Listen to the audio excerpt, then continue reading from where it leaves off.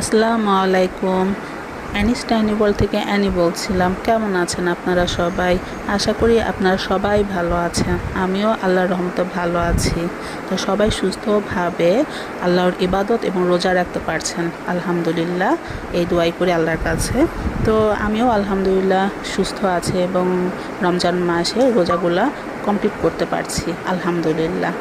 তো এই যে আজকে আমার এই সামান্য আয়োজন ছিল, রূপচাঁদা মাছ সুন্দর করে কেটে টেটে পরিষ্কার করে হলুদ, তারপর অন্যান্য আদার্স যে মশলা আছে সব কিছু দিয়ে মাখিয়ে আমি প্রস্তুত করে নিচ্ছি ভাজার জন্যে।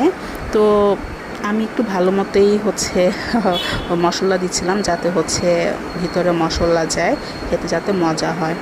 তো উল্টিয়ে পাল্টিয়ে যেভাবেই পারছি এটার মশলা দিচ্ছি, মশলা লাগাচ্ছি।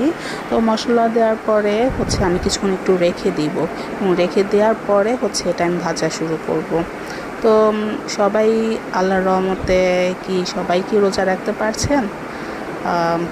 আল্লাহর কাছে দোয়া করি সবাই যেন রমজান মাসে রোজা রাখতে পারেন। তো এই যে আমি ভাজতে দিয়ে দিয়েছি, এক এক করে আমি সব ভেজে নেব। উল্টিয়ে পাল্টিয়ে এপাশ ওপাশ করে মাছগুলো মচমচে করে একটু ভেজে নিব, যাতে একটু মচমচে ভাব আসে।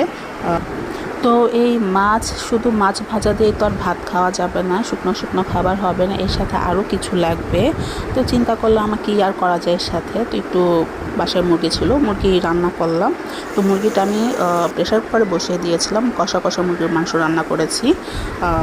তো মুরগির মাংস এই যে বসিয়ে দিলাম, মুরগির মাংস ঝাল ঝাল করে কষা মুরগির মাংস রান্না করব।